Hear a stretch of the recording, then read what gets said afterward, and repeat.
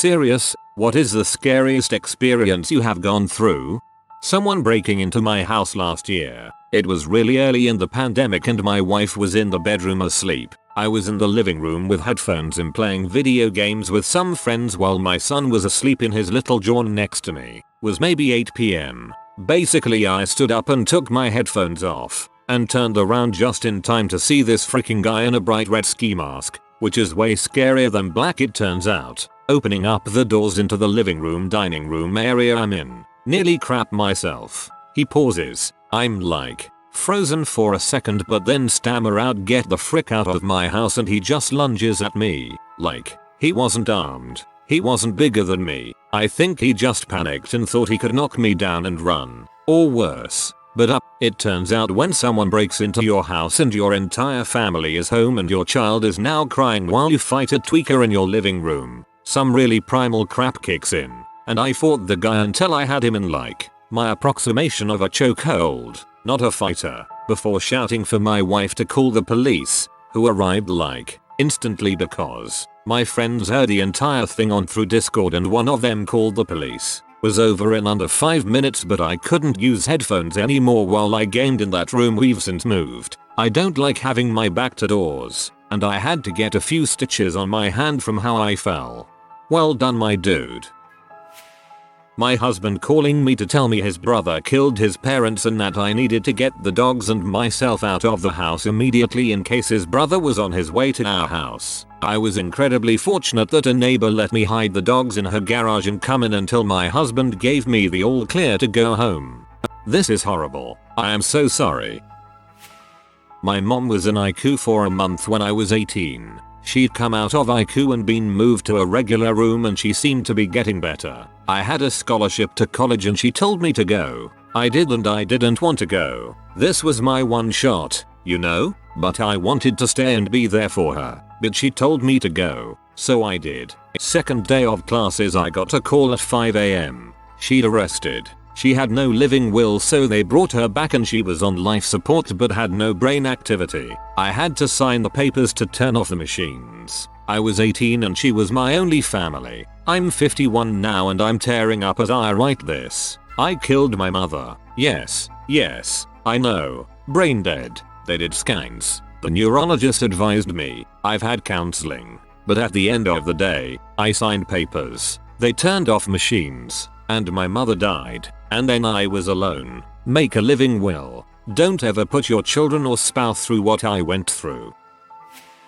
Got a couple knives pulled on me one night while working at a pizza shop. Had a little Mexican standoff. First time experiencing the thought I might have to stab this dude or be stabbed. Luckily our pizza knives were bigger and with my co-worker backing me up the two dudes both left. I owe my life to my co-worker from that night. Dude had my back.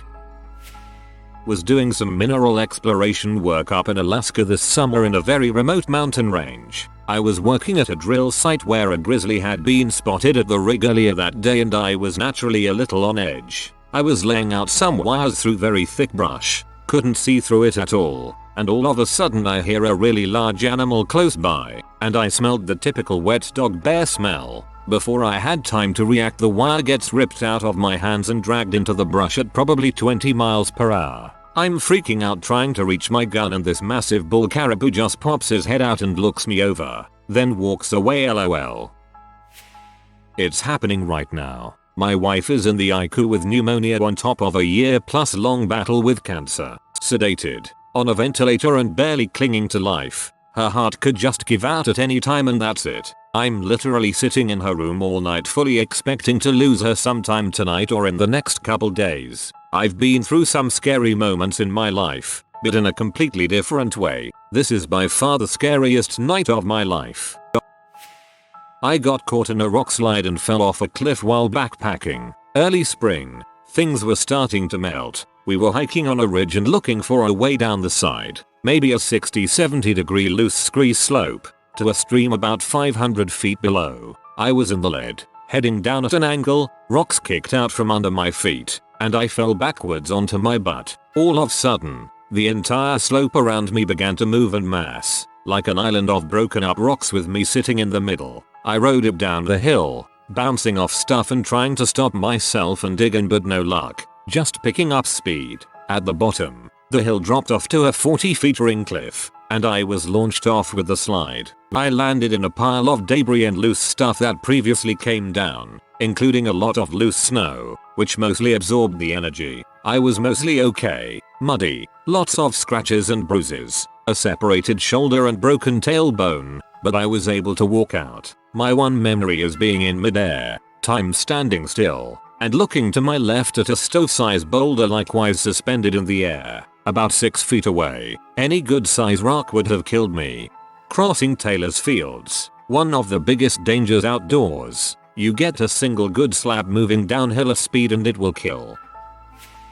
When I was a teenager I had an irregular heart rhythm and required a medication called adenosine. Adenosine is usually given via infusion just once or twice in hospital under careful monitoring, and the side effects include an impending sense of doom. This side effect relates to your heartbeat temporarily stopping. This fires signals to your brain, telling you it's time to panic, or you've reached the end. Impending sense of doom doesn't begin to describe it. I was told in advance, but nothing prepares you for it. I went from sitting on the hospital bed, just finished a sandwich and thinking about my year 11 exam, to suddenly being certain that I was going to die here. I've never felt so sure of anything. I couldn't move or speak, and my mind suddenly raced very fast, to the extent I couldn't keep up with my own thoughts. It was similar to what you hear about your life flashing before your eyes. My brain was drowning and telling me to find more oxygen. Even though I was breathing fine, I was suddenly sure this was a nightmare, that this hospital was fake and all the doctors and nurses were actors, and I was poisoned. Then it was over in seconds. I haven't had a single heart problem since. I was recently diagnosed with SVT and dear lord I hope I never have to take adenosine. That sounds horrifying. 2 are tied. Being shot when our neighbor's gun accidentally discharged and the bullet came through the shed wall, severing an electrical line, barely missed my head, glanced off my chest, and landed on the other side of the room. The sheer thought of what could have been if I'd been laying an inch further left is terrifying. Gas pedal getting stuck while driving home from my mom's funeral. I somehow managed to get the car pulled over and turned off, but I was going 85 mph plus going uphill. If it had got stuck 3 miles earlier, I'd have plunged off a seaside cliff, taking my aunt, cousin, and 9-month-old daughter with me. I would call mine more traumatizing. 10 years ago I found my father dead on the couch, watching Ems perform CPR and then seeing it done on him at the hospital when I arrived is forever branded in my mind. Witnessing it has had a more damaging impact on me than him being gone. Hope you're seeing a therapist or something. Death of a parent is traumatic enough, but to deal with what you did, so sorry. Driving home late at night with my friends. We live in the middle of nowhere, WV. We're all exhausted so I'm just taking it slow as we chat. We pull off the highway and hear a scream from out in the woods. That's not totally uncommon, BC forest people be wildin', so I just rolled up the windows and carried on. The fog got really thick so I had to squint to see. As we get close to the house, my pal Petty yells and points out his window, and we all look at the ditch next to us. I swear to God, there was a deer that had been ripped apart and its organs were strung for like 20 feet. Naturally, I slammed the gas and we almost fell over each other getting in the house. None of us slept that night, and we just kept watching out the windows hoping to high heck that whatever TF did that didn't see us. As someone who lived in WV, the phrase "the forest people be wildin" is entirely accurate.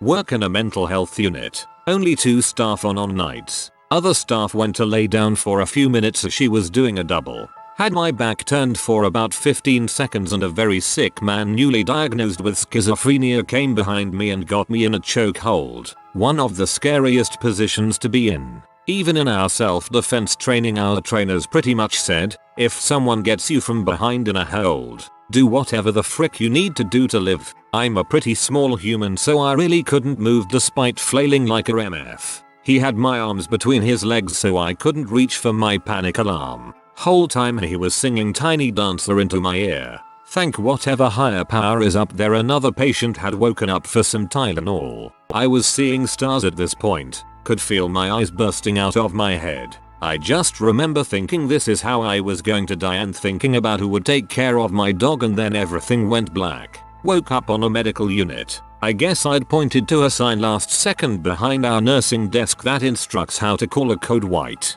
violent patient, and the patient who woke up did it successfully and kicked the guy holding me in the face to get him off me before security came. Pretty fricked up. Still see the PT that saved me on the unit every once in a while. Always buy him some chocolate bars and coffee when he's here.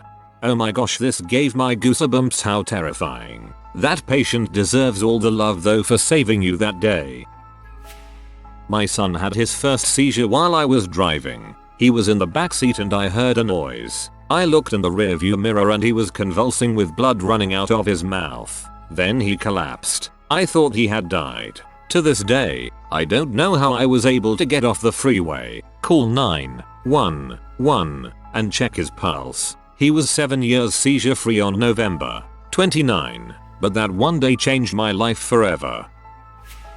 I was robbed at gunpoint in 2001. I was living outside of Detroit and worked at an ACO hardware, yes, ACO, not Ace, as a lead cashier. I don't know if they still do this because I don't live in MI anymore, but they used to have these weekly flyers that always had a coupon for some ridiculous deal, like 10 cents for a box cutter or something else that was a loss leader. It was super common for people to come in just to get their coupon item and nothing else. So it was a super busy Saturday, just after my lunch break, and I just got back on my till. We had lines out to BFE and so I got into the speed zone, just trying to get people cashed out without being rude. A dude walked up and put his coupon for a pack of light bulbs for $1.50. Crazy what details stick in the mind. On the conveyor belt along with 2 singles. I smiled, asked how he was, rung him up and immediately got the register open as I saw his payment right there. The next thing I knew is he's opening his coat up and pulling a gun on me and hissing at me.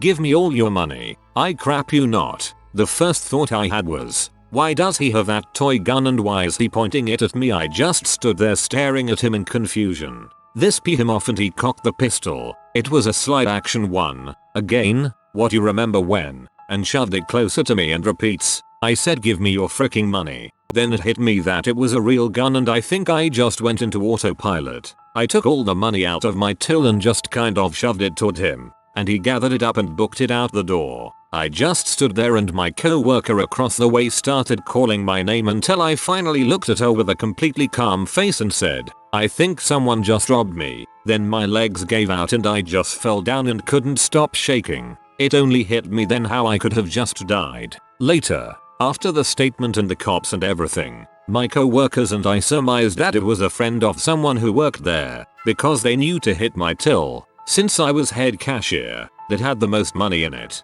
Still sometimes see that guy with his gun in nightmares. As far as I know they never caught him. I don't think hardware store robber was high on their list of priorities.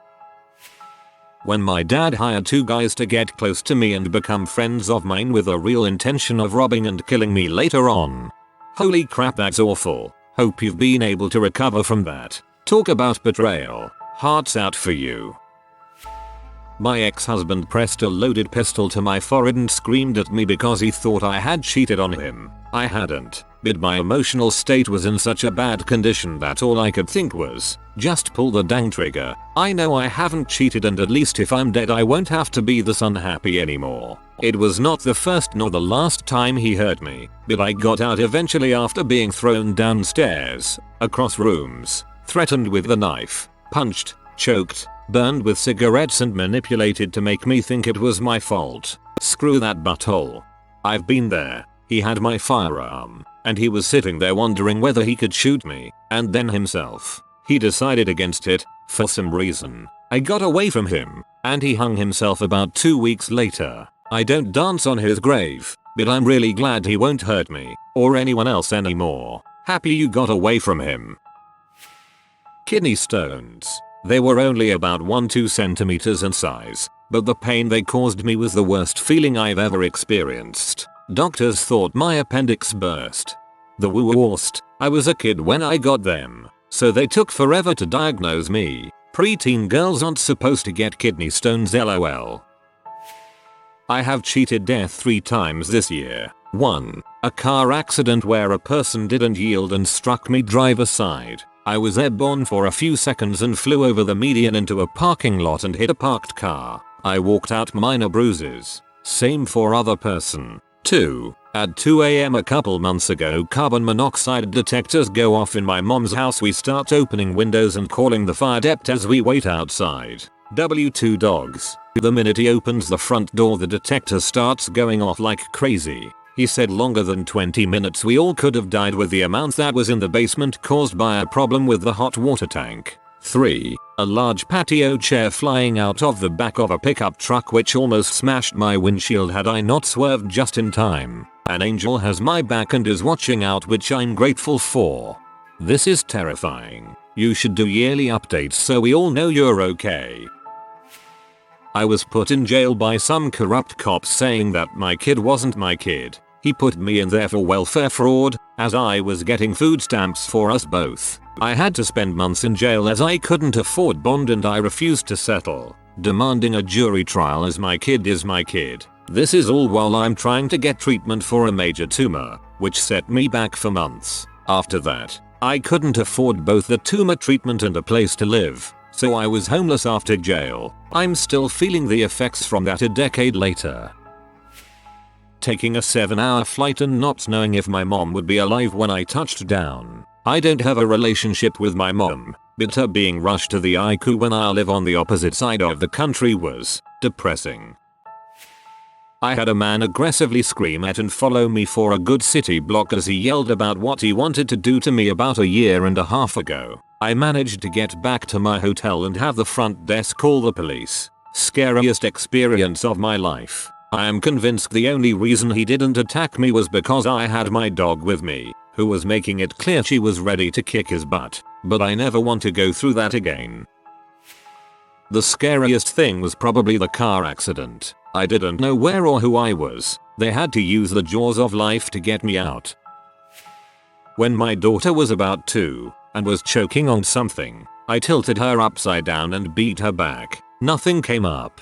She was making zero noise, fully suffocating. I was a complete mess. Thought she was going to die in my arms. No sooner than I was out the door to jump in my van for the hospital, she started whining and coughing. Best sound of my life. Took her to her pediatrician right away. They sent us to hospital for x-ray to see if object had been swallowed or possibly rearranged in her trachea. Got home and there was a bloody nickel on kitchen floor where incident occurred. The whole thing probably lasted 20 seconds of her not breathing, but it felt like nightmare slow motion. This event actually pushed me to pursuing an EMT career. I completed EMT basic. Ended up deciding it wasn't the field for me, but the schooling was a great course of first aid I will carry forever, and I learned CPR and Heimlich, which I feel every single caregiver should learn.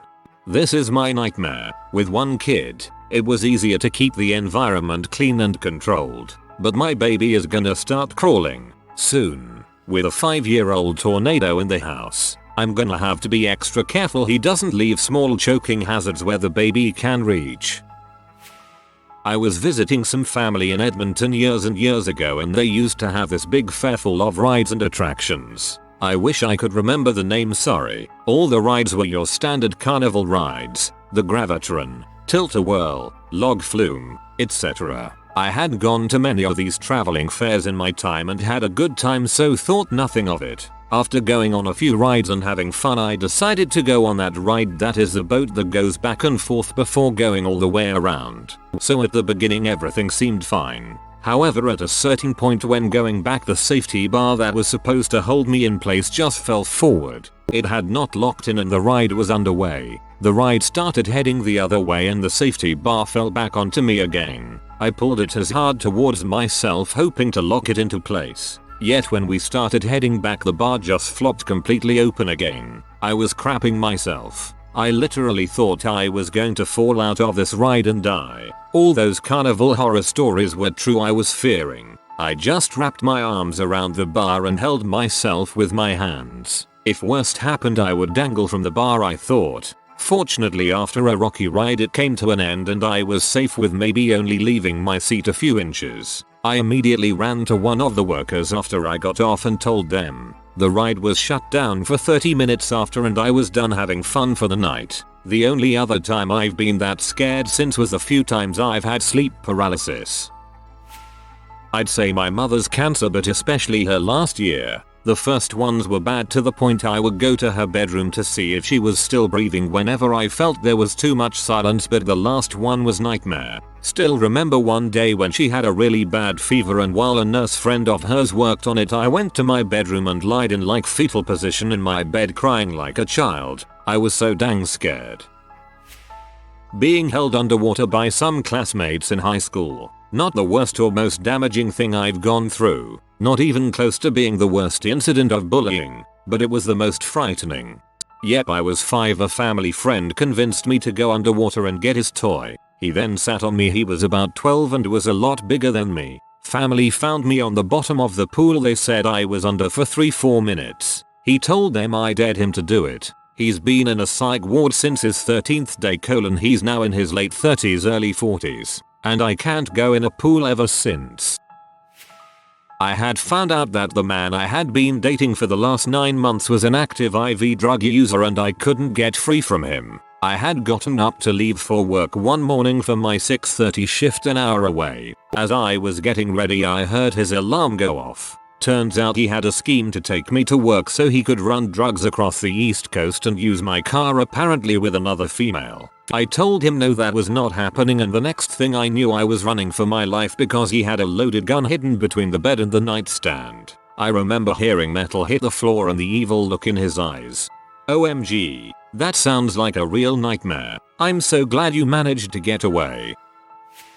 My perception of time is off. I think this was last summer. I was out camping with the wife, now ex, and kids, and we decided to go swimming. The kids were playing on the beach and wife and I decided to swim out to the boundary line and back. About 80% of the way there we both got tired as we had grossly underestimated the strength of the wind and current we were swimming directly into. We turned around to go back and it hit the wall. Neither of us could touch bottom and were already completely out of breath from swimming against the current. We both started to hyperventilate and each screamed towards shore once each. The beach was nearly empty other than 2 adults and 2 kids on the far opposite side of the beach in chairs with clothes on, who probably couldn't even hear us or tell what was going on. As we both started to fall swiftly into sheer panic that neither of us could breathe and my wife started to go under, I used every last ounce of strength I could muster and cheered her on to keep going. Suddenly, I could just touch the bottom with my big toes extended down. I grabbed her arm and dragged her forward in the water until she could also touch, and we managed to get back to shore. I've been swimming hundreds of times, maybe thousands. I grew up on the lake. Never have I felt so close to drowning in my entire life. We packed up camp that day and went home after she and I both fell asleep in the blistering summer heat at camp under a tree. I was seriously messed up mentally the several days following. It was a mistake I had never made before and definitely never will again. We really should have known better, but we were enjoying the water and it's difficult to explain, but the bay we were in was so big that comparatively the distance that safety line was from the shore made it very hard to judge, and we both just made the bad decision because of that. On a calmer day we might have made it to that line, but it was quite windy that day and the current was way stronger than either of us had realized until it was too late. Swim parallel to the beach and then ride the waves back in when you're out of the rip current dragging you out. If you are new to the channel, you can subscribe. I publish new videos every day. Until then, check another video.